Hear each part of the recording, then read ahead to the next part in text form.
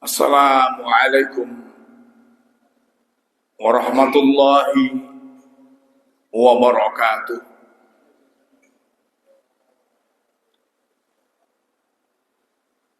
Bismillah. Alhamdulillah. Wassalatu wassalamu ala Rasulillah wa ala alihi wa ashabihi al-mutamassikina bil kitabi wa sunnah. Amma ba'd.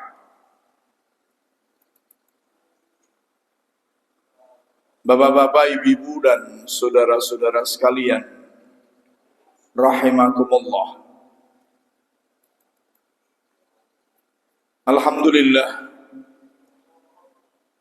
kita bersyukur kepada Allah Subhanahu wa ta'ala atas berbagai nikmat yang dikaruniakannya kepada kita semuanya. Salawat dan salam semoga terus tercurahkan kepada Nabi kita Muhammad sallallahu alaihi wasallam, keluarganya, para sahabatnya, dan umatnya yang setia mengikuti sunnah-sunnahnya.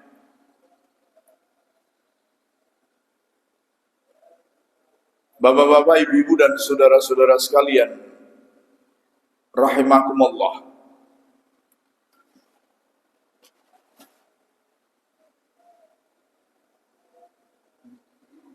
Pada pagi ini kita kaji satu ayat Al-Quran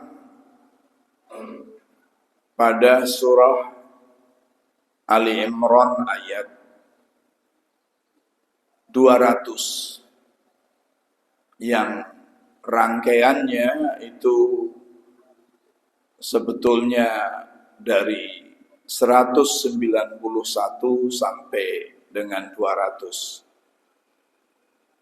Karena pada ayat-ayat tersebut ada suatu keutamaan yang diajarkan oleh Rasulullah sallallahu alaihi wasallam dalam suatu hadis, yakni an Quraib Maula Ibnu Abbas anna Abdullah ibn Abbas akhbarahu annahu bata lailatan inda Maimunata zaujin Nabi sallallahu alaihi wasallam wa hiya khalatuhu fattaja'tu fi irdil wisadah wattaja'a Rasulullah sallallahu alaihi wasallam wa ahluhu fi tuliha. Fanama Rasulullah sallallahu alaihi wasallam hatta idan tasafa al-lail aw qablahu biqalilin aw ba'dahu biqalilin istayqadha Rasulullah sallallahu alaihi wasallam fajalasa yamsahu an-nawma an wajhihi biyadihi summa qara'a al-ashra al-ayat al-khatimah min surati Ali Imran summa qama ila shannin mu'allaqatin fatawadda'a minha fa ahsana wudu'ahu summa qama yusalli. Qala Ibnu Abbas faqumtu fasana'tu mithla ma sana'a summa dhahabtu faqumtu ila jambihi fawada'a yadahu al-yumna ala ra'si wa akhadha bi dhanbil yumna yaftiluhu fasalla raq'ataini summa raq'ataini summa raq'ataini summa raq'ataini summa raq'ataini summa raq'ataini summa awtara summa taja'a hatta atahu al-mu'adzin faqama fasalla raq'atain khafifatain summa kharaja fasalla subha. Sahih Al-Bukhari. Ya. Yani dari Quraib. Quraib ini adalah pembantunya Ibnu Abbas. Bahwa Ibnu Abbas menceritakan padanya suatu ketika dia tidur di rumah Maimunah, istri Nabi Shallallahu Alaihi Wasallam. Maimunah ini adalah khalatuhu. Maimunah ini adalah bibinya, bibi dari garis ibu. Kalau bibi dari garis bapak itu ammah, bibi dari garis ibu khalah. Lalu ketika sampai pertengahan malam atau kurang sedikit atau tambah sedikit, Rasulullah SAW bangun lalu duduk mengusap mukanya dengan tangannya, artinya supaya ngantuknya hilang, kemudian membaca 10 ayat terakhir daripada surah Ali Imran. Kemudian mengambil tempat wudu dan berwudu dengan sempurna, kemudian sholat. Maka Ibnu Abbas mengikuti apa yang dilakukan Rasulullah. Beliau atau Ibnu Abbas bangun, kemudian melakukan apa yang dilakukan Rasulullah, lalu sholat bersama Rasulullah Sallallahu Alaihi Wasallam. Beliau sholat 2 rakaat, 2 rakaat, 2 rakaat, 2 rakaat, 2 rakaat, kemudian witir. Ya. Kemudian tiduran telentang sampai muadzin mengumandangkan adzan. Kemudian beliau sholat ringan atau sholat 2 rakaat dengan cepat, yakni membaca yang pendek-pendek surahnya. Kemudian beliau keluar dari rumah berangkat untuk sholat subuh. Hadis ini Sahih Bukhari. Maka dari hadis ini bisa diambil pelajaran bahwa yakni sholat malam.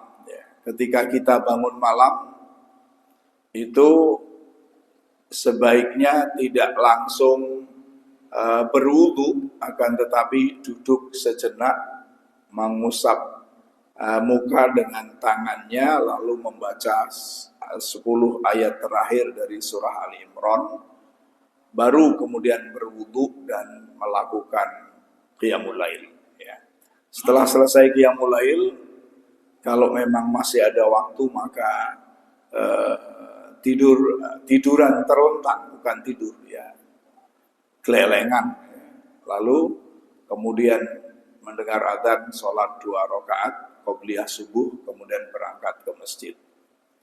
Ini kalau dalam riwayat lain, apabila Rasulullah bangun itu selesai sholat, istrinya dalam keadaan terbangun, maka beliau cerita sama istrinya, dongeng.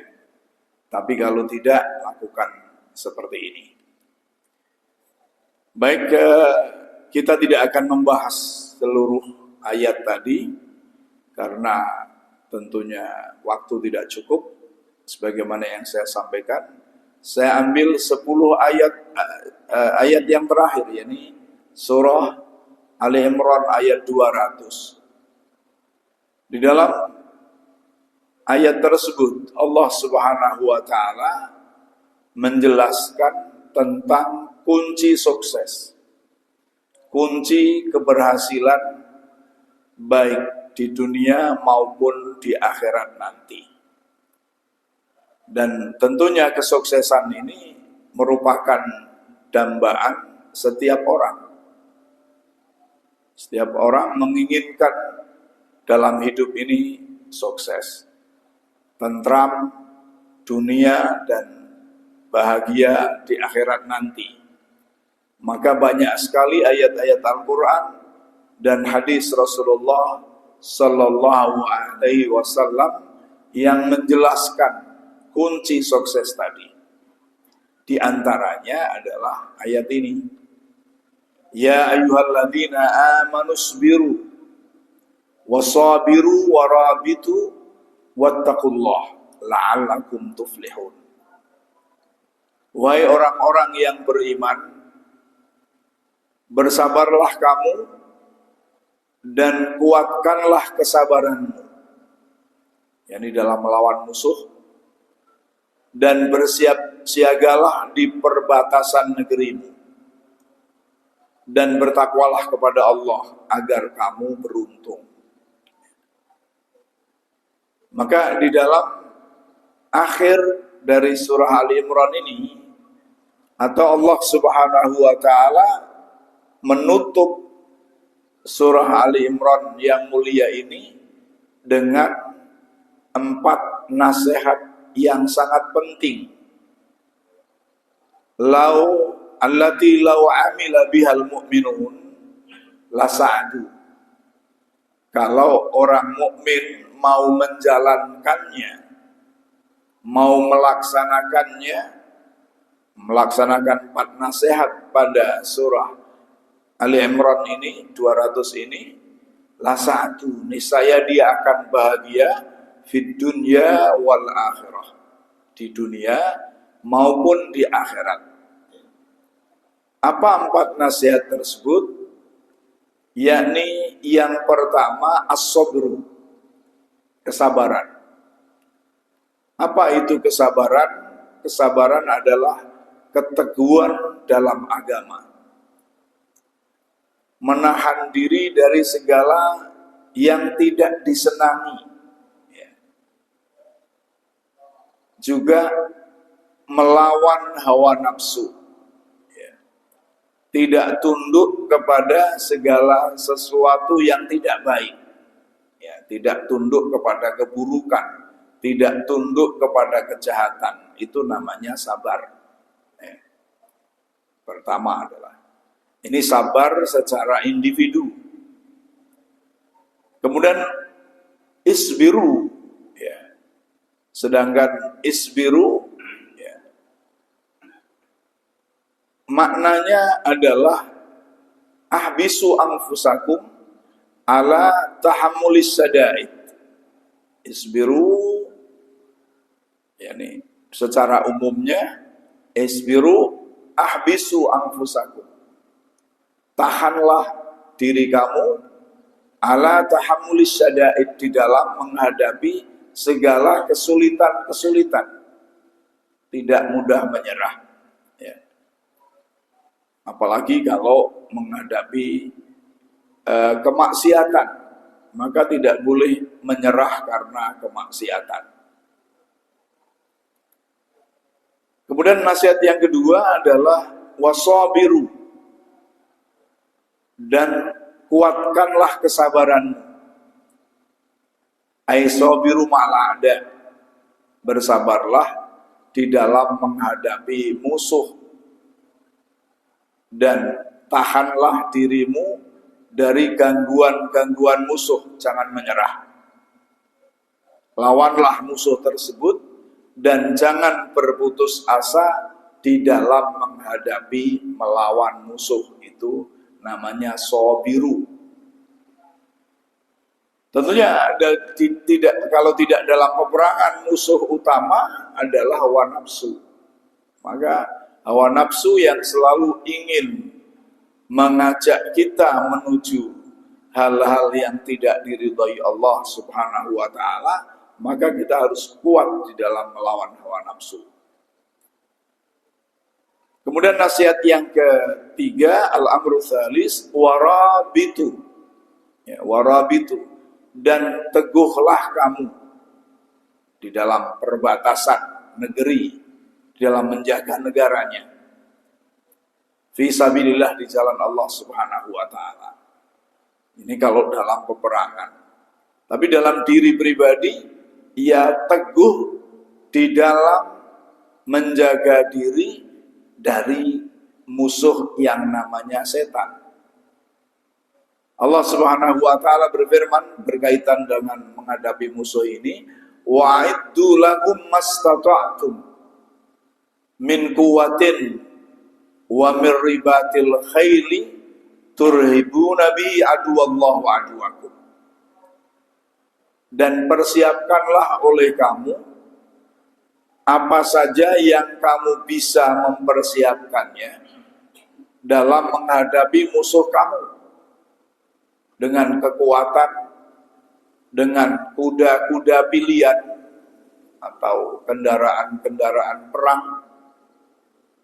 Turhibuna bihi aduwallah wa aduwakum, yang dengan persiapan ini bisa menggentarkan musuh Allah dan musuh kamu sekalian. Maka termasuk pula dengan berbagai macam senjata, sehingga ketaatan hanyalah kepada Allah Subhanahu wa ta'ala. Ini dalam peperangan.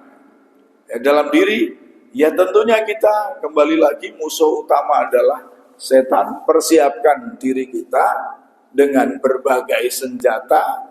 Ya, senjatanya apa? Ibadah, membaca Al-Quran, berzikir. Itu dalam menghadapi setan musuh kita. Membaca Al-Quran.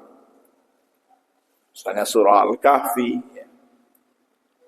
Sedangkan yang keempat, Al-Amr Rabi', nasihat yang keempat, wattaqullah, dan bertakwalah kamu kepada Allah Subhanahu wa ta'ala. Khafuhu,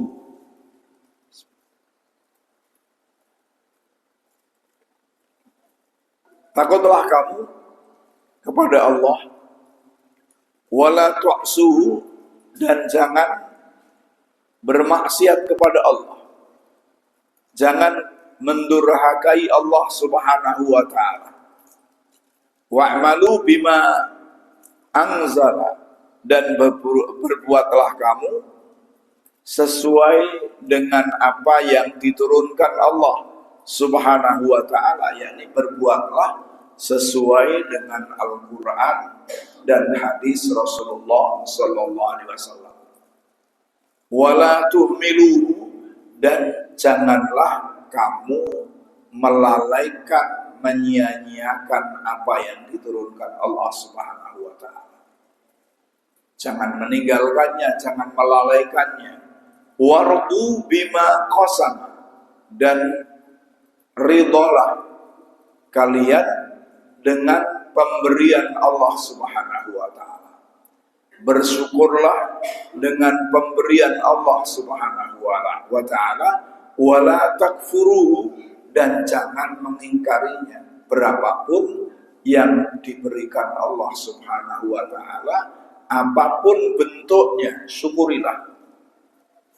Wasta'addu liyaumir rahim wala ta'falatan saw, dan bersiap-siaplah untuk perjalanan yang abadi, yakni untuk mati. Bersiap-siaplah untuk mati. Falatan sauhu, jangan sampai melupakan kematian itu. Itu namanya takwa.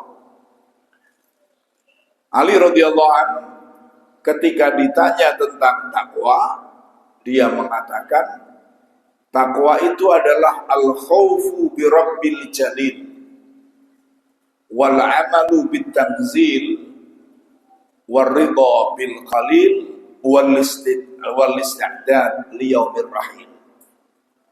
Takwa itu adalah takut kepada Allah yang Maha Agung. Tentunya takut kepada adab-adab Allah Subhanahu wa ta'ala, takut kalau tidak mendapatkan ampunan Allah Subhanahu wa ta'ala.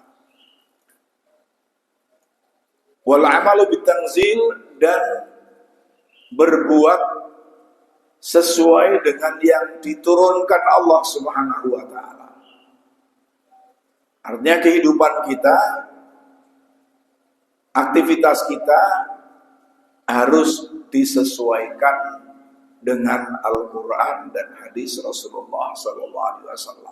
Apakah itu dalam beribadah, apakah itu dalam mencari rizki, apakah itu dalam pergaulan, apakah itu dalam mengatur keluarga, maka sesuaikan dengan perintah Allah dan perintah Rasul.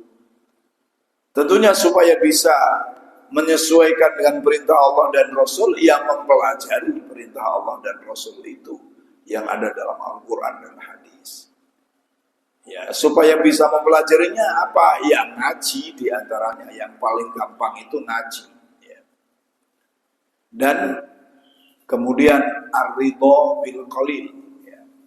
Bersyukur, qanaah, nerimo atas pemberian Allah Subhanahu wa taala, rizki dari Allah Subhanahu wa taala, meskipun sedikit. Ya. Meskipun sedikit. Bahkan semua yang kita alami, nikmat atau susah, pada hakikatnya pemberian dari Allah Subhanahu wa taala. Susah pun juga pemberian dari Allah Subhanahu wa taala yang patut kita syukuri. Bagaimana susah bisa bersyukur? Ya kalau kita melihat, ya, mempelajari, merenungkan hikmah daripada kesusahan itu, membandingkan dengan kesusahan orang lain. Syuraih Al-Qadhi, seorang tabi'i, sebagian mengatakan dia adalah sahabi. Kenapa disebut sahabi, sahabat? Karena Syuraih Al-Qadhi sudah masuk Islam pada zaman Rasulullah Sallallahu Alaihi Wasallam. Namun karena dia tidak berjumpa dengan Rasulullah, belum sempat menjumpai Rasulullah, maka dia disebut tabi'i karena baru ke Madinah pada zaman Abu Bakar, sehingga tidak ketemu dengan Rasulullah Sallallahu Alaihi Wasallam. Disebut tabi'i. Dia mengatakan bahwa apabila saya tertimpa musibah, saya mengucapkan alhamdulillah, alhamdulillah berulang kali. Yang pertama, saya mengucapkan alhamdulillah karena musibahnya itu masih ringan. Masih ringan dibandingkan dengan musibah yang menimpa orang lain. Maka musibah apapun yang menimpa kita, kalau kita mencari perbandingan terus, maka ada yang lebih berat daripada musibah yang menimpa diri kita. Di situ akhirnya akan mendapatkan merasa alhamdulillah, bersyukur kepada Allah. Yang kedua, dengan musibah kita, jadi surah Al-Qadhi, surah Al-Qadhi mengatakan, dengan musibah saya mengucapkan kalimah tarjih, yakni mengucapkan inna lillah wa inna ilaihi raji'un. Ya. Kembali kepada Allah Subhanahu wa taala.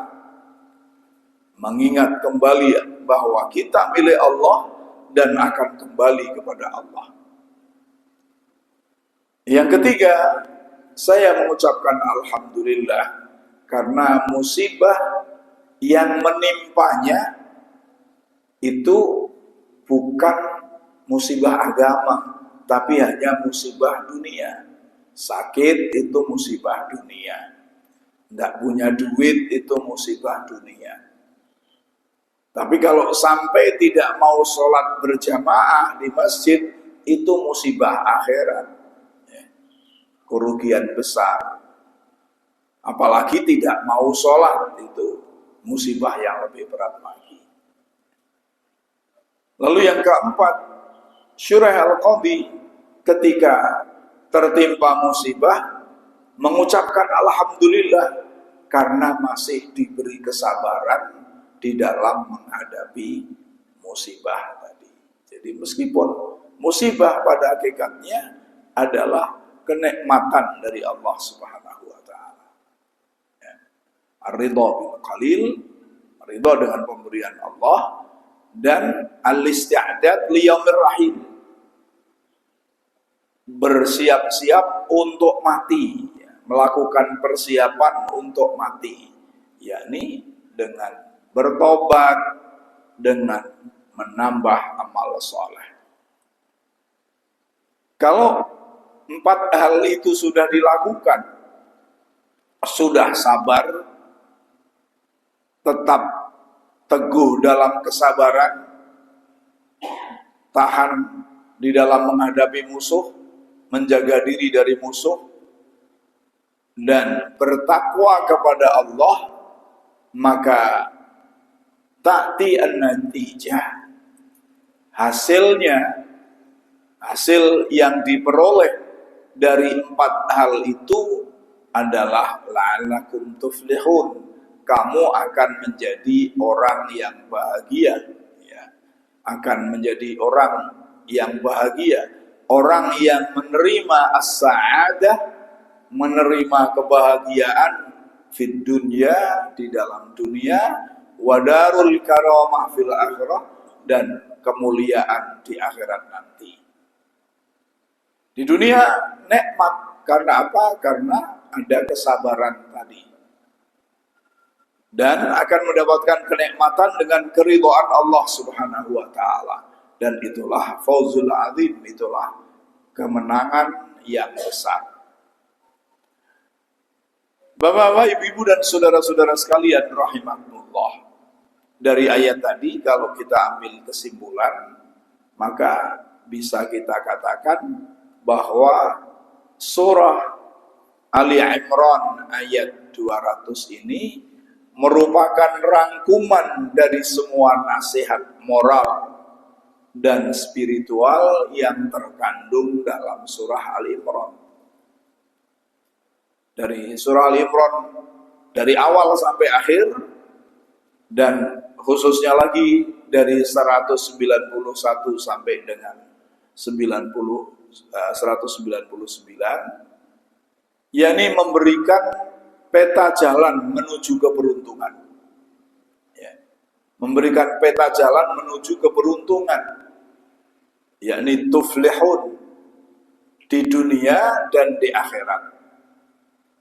Peta jalan itu ada 4. Yang pertama adalah isbiru, bersabar, ya, secara individu, yakni perintah untuk bersabar atas ketaatan, yakni bersabar dalam melaksanakan perintah Allah. Bersabar atas musibah, yakni menghadapi musibah itu juga harus bersabar, yakni menghadapi cobaan Allah Subhanahu wa taala, dan bersabar untuk menjauhi maksiat, yakni menahan diri dari larangan, ya. Ini adalah kesabaran di tingkat diri pribadi. Kalau kita bisa seperti ini, maka bahagia dunia dan di akhirat. Banyak ayat-ayat Al-Quran yang menjelaskan tentang kesabaran di samping ayat tadi.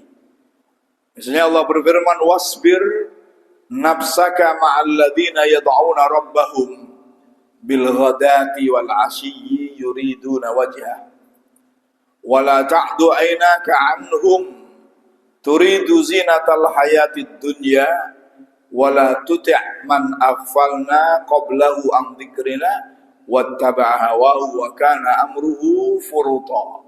Al-Kahfi 28. Dan bersabarlah engkau wahai Muhammad bersama orang-orang yang menyeru Tuhannya pada pagi dan senja hari dengan mengharap keridhaannya, dan janganlah kedua matamu berpaling dari mereka, dari orang-orang yang sabar dalam mengharap keridhaan Allah. Jangan berpaling dari mereka karena mengharapkan perhiasan kehidupan dunia.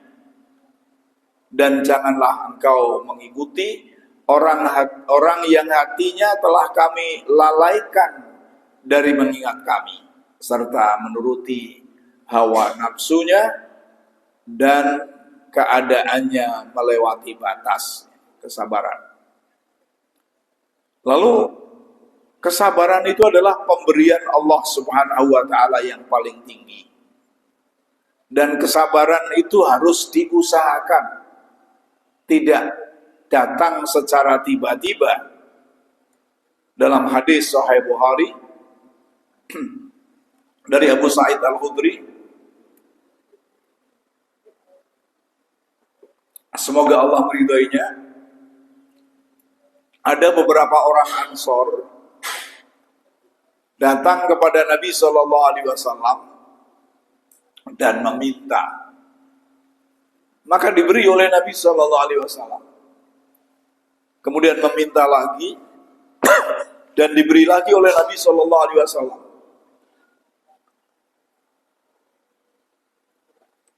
Kemudian meminta lagi dan diberi lagi oleh Rasulullah SAW. Sampai Rasulullah tidak punya apa-apa yang harus diberikan. Maka lalu Rasulullah bersabda, saya sudah tidak punya lagi untuk yang diberikan kepada kamu. Falan ad-dakhiru ankum, sudah tidak ada yang saya simpan untuk diberikan kepada kamu. Artinya Rasulullah sudah tidak bisa memberi, sudah diberikan semuanya. Lalu Rasulullah memberikan nasihat, wa may yasta'fif, barang siapa yang berusaha menjaga diri, menjaga kehormatan diri, tidak meminta-minta, maka Allah akan menjaganya.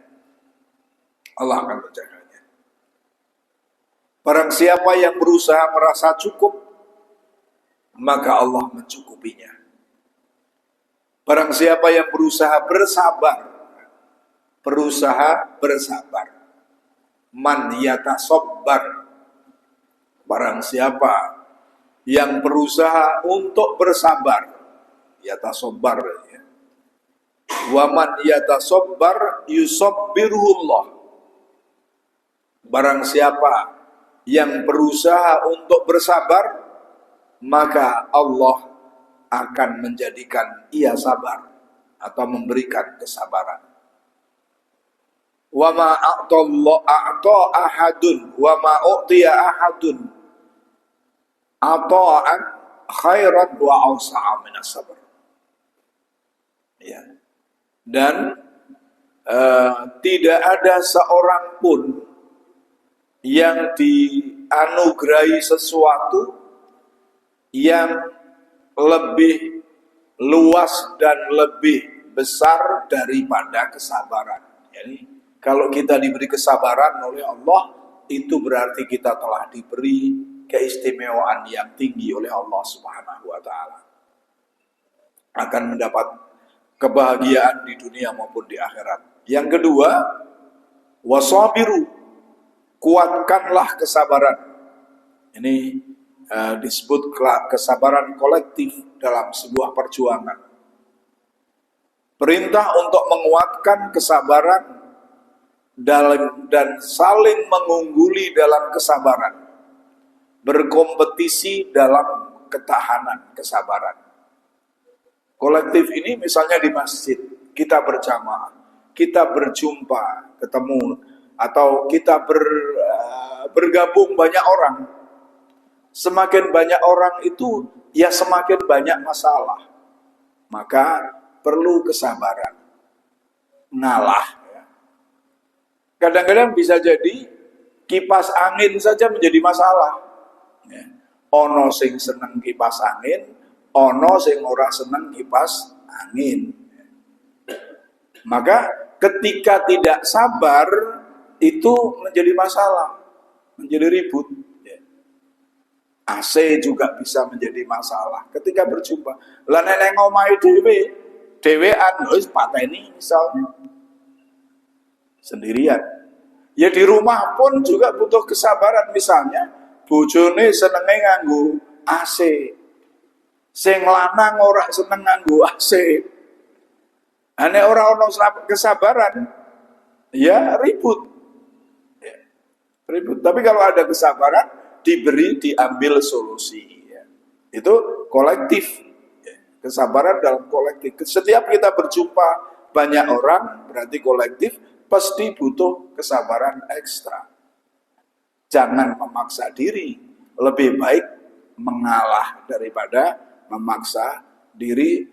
Ora kudu wong liya sing kalah, tapi mengalah adalah lebih baik. Terutama tentunya saat menghadapi musuh dan dalam perjuangan bersama.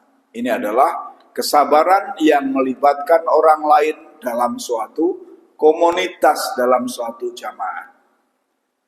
Tentunya tadi musuhnya apa? Setan. Setannya tadi menginginkan kita menjadi orang yang egois. Ya. Yang ketiga, warabitu, bersiap siagalah dan waspadalah. Secara harfiah berarti berjaga di perbatasan. Ini kalau dalam peperangan. Melindungi komunitas dan negara, melindungi bangsa dan negara. Namun makna yang lebih luas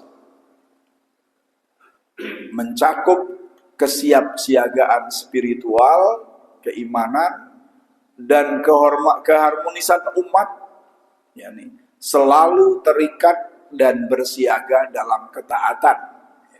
Kalau tidak dalam peperangan, selalu terikat dan bersiaga dalam ketaatan kepada Allah Subhanahu wa Ta'ala. Maka menjaga gangguan-gangguan setan.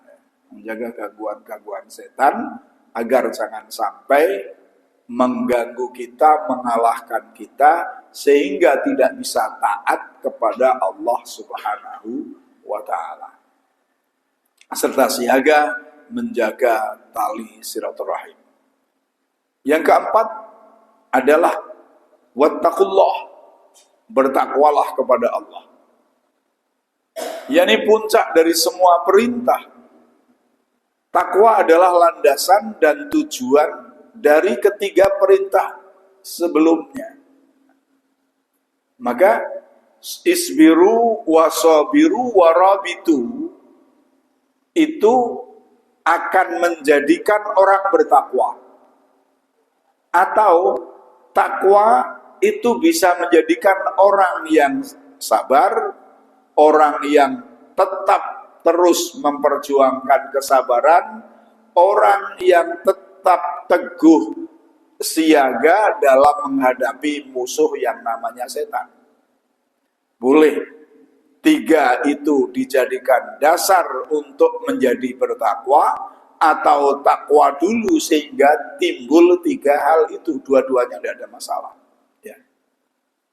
Dengan menjalankan kesabaran, ketahanan kolektif, dan kesiapsiagaan, seseorang mencapai ketakwaan yang paripurna. Atau ketakwaan yang paripurna akan menimbulkan kesabaran, keteguhan dalam kesabaran, dan kesiapsiagaan dalam menjaga ketaatan kepada Allah Subhanahu wa Ta'ala.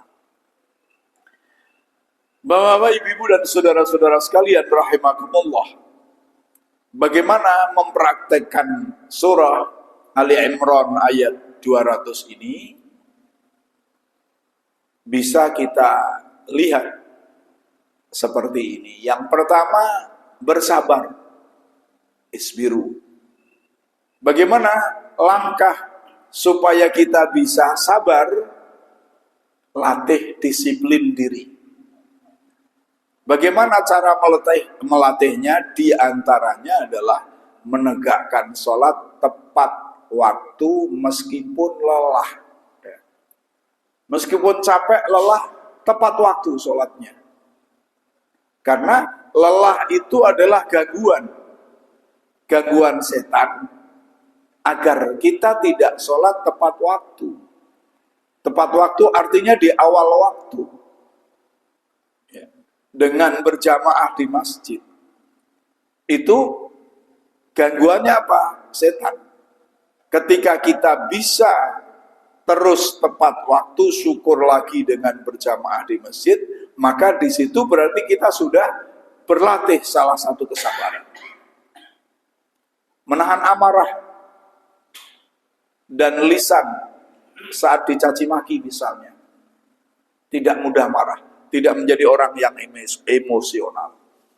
Rasulullah mengatakan laisa syadidu bisur'ati wa innamas syadidu alladhi yamliku nafsahu indal ghadab.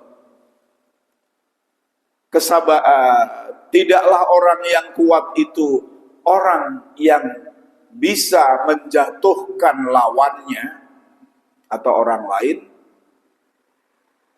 akan tetapi orang yang kuat adalah orang yang bisa menahan diri ketika marah.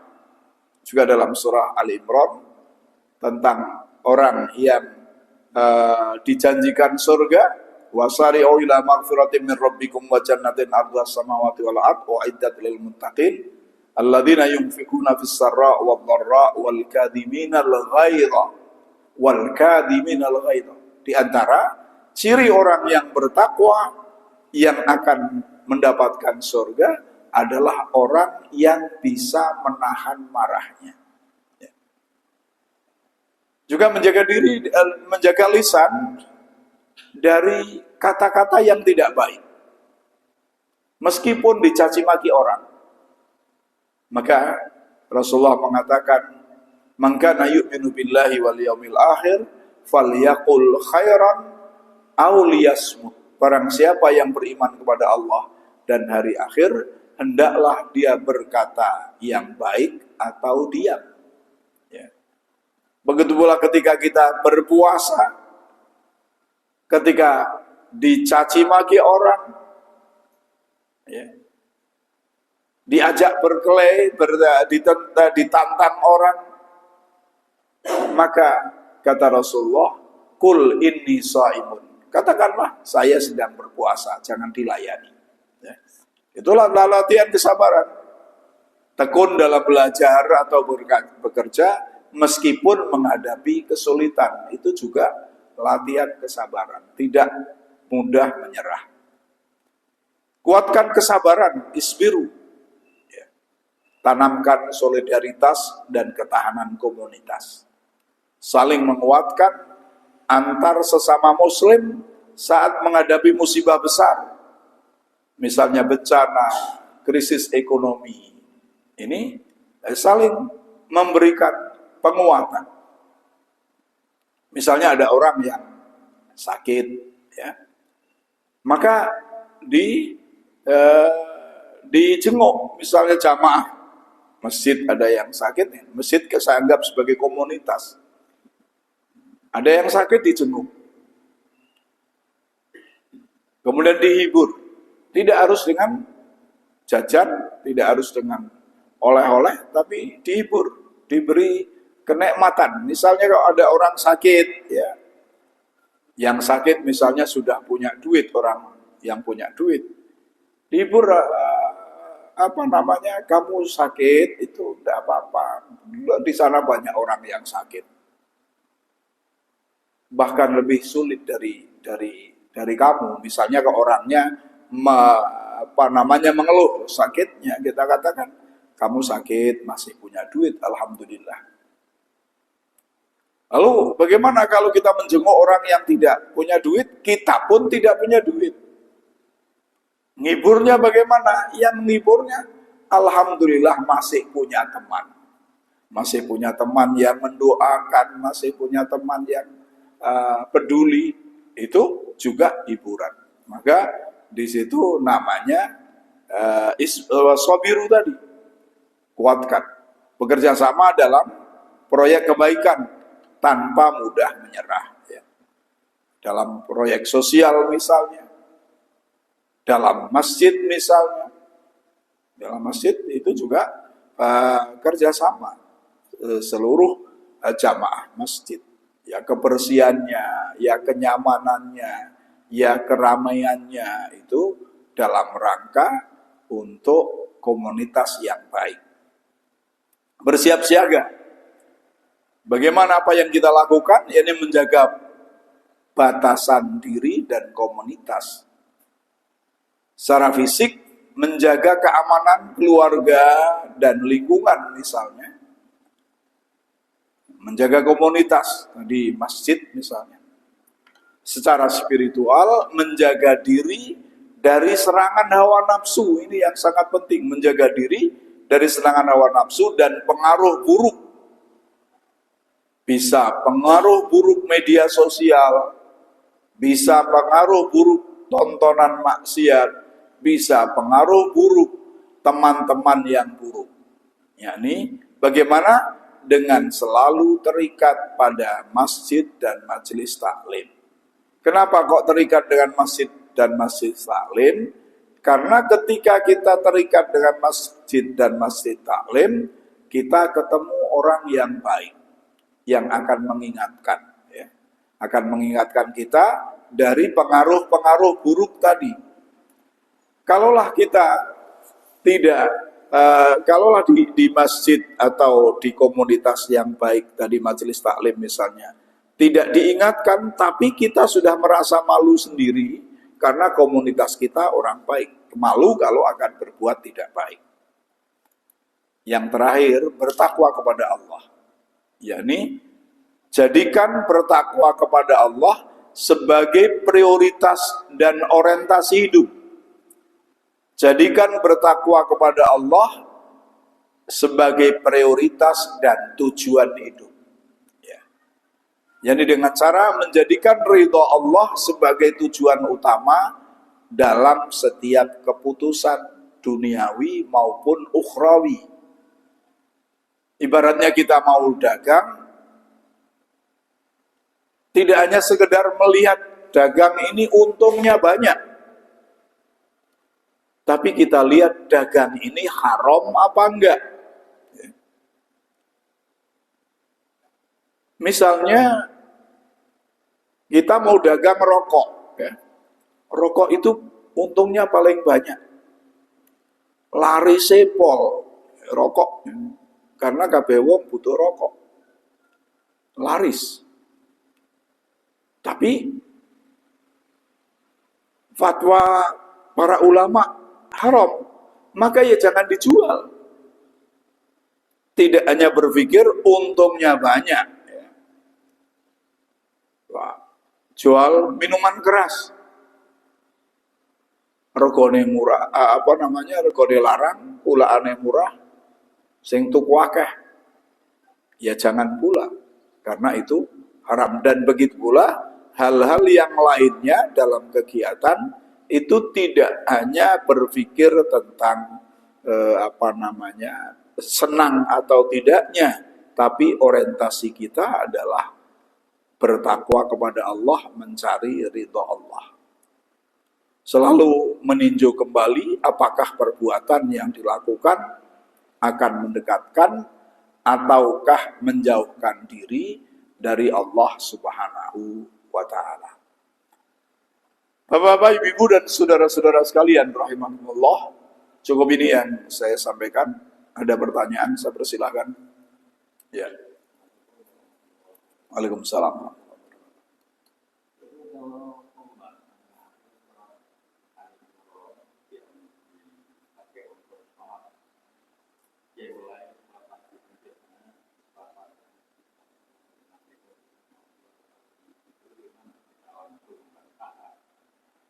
Jadi membacanya boleh apa enggak?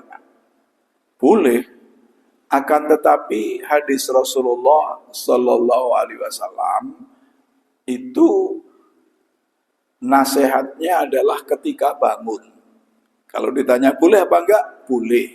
Akan tetapi yang utama adalah ketika bangun itu, kita bangun tidur terus lungguh ning di dipan misalnya, masih di atas dipan, usap ini mukanya membaca Ali Imran ayat 191 sampai 200. Beda dengan akhir dari surah Al-Baqarah, 2 ayat terakhir dari surah Al-Baqarah itu hadisnya mengatakan, hadis sahih, uh, al-ayatani, dua ayat terakhir dari surah Al-Baqarah, yakni 285 dan 286, man qara'aha fi lailatin, barang siapa yang membacanya di suatu malam, di malam hari, di suatu malam, kafatah, itu sudah mencukupinya. Nah, kalau itu membaca bebas, bisa dibaca saat sholat, bisa saja dibaca ketika kita tidak sholat. Misalnya kok maghrib membaca itu, atau mau tidur membaca itu sah-sah saja karena bunyinya man qara'a fi lailatin kafatah, mencukupi. Ya.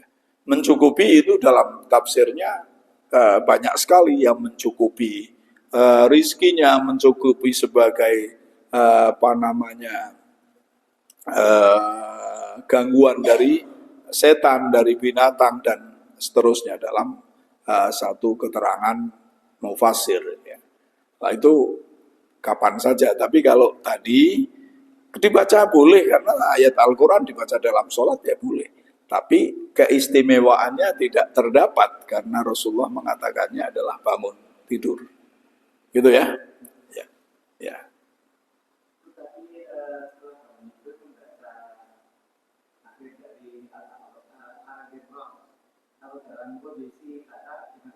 Nggak apa-apa. Nggak apa-apa. Membaca lah. Rasulullah belum wudu, baru tidur, kemudian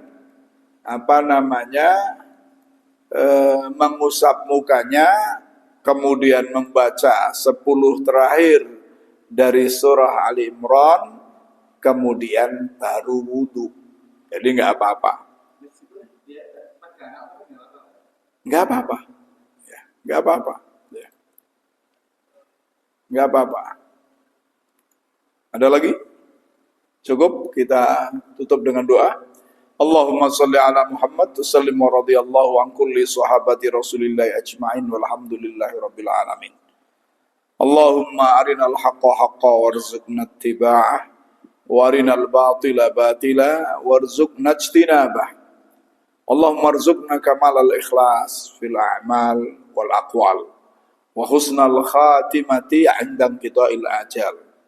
Allahumma arzuqna al hidayah wal himayah wal qana'ah wal zuhd wat taufiq lima tuhibbu wa tardah.